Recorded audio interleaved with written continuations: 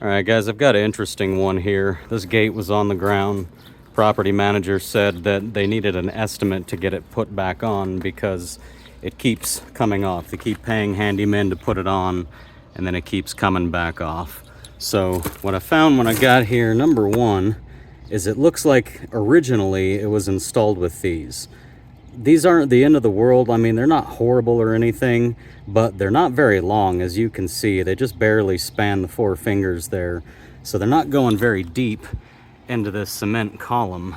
And what I found as I was doing some hammer drilling is this column is really not in great shape.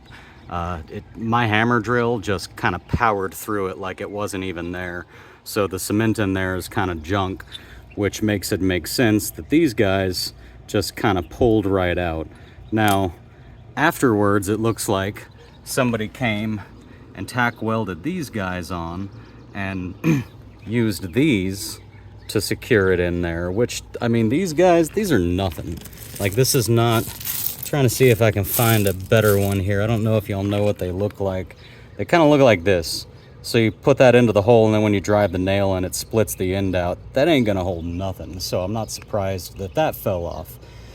And then after all of that was done, you can't hardly see them here, but if you look at this, see this weld right here? I had to bust all of these off, but it was basically a bunch of these, sorry, not these, it was rebar that was in these welds with a hole drilled in down there, and each of these holes were going at different angles.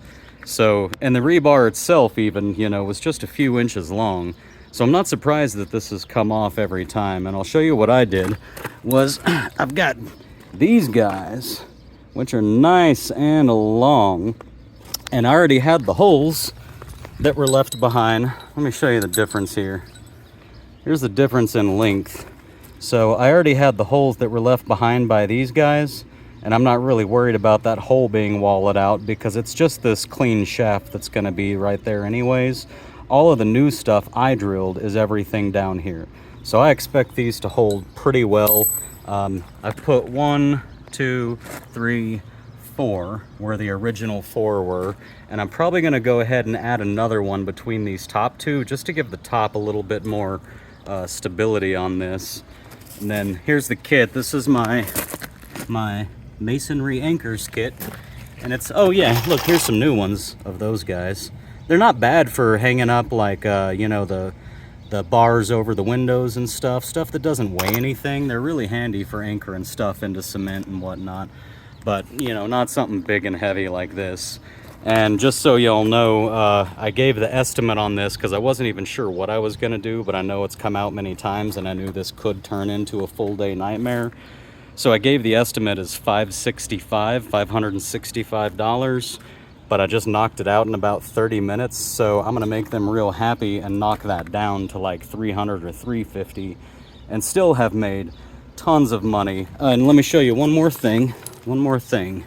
If you look at the head on these, see if I can get it to focus. There we go.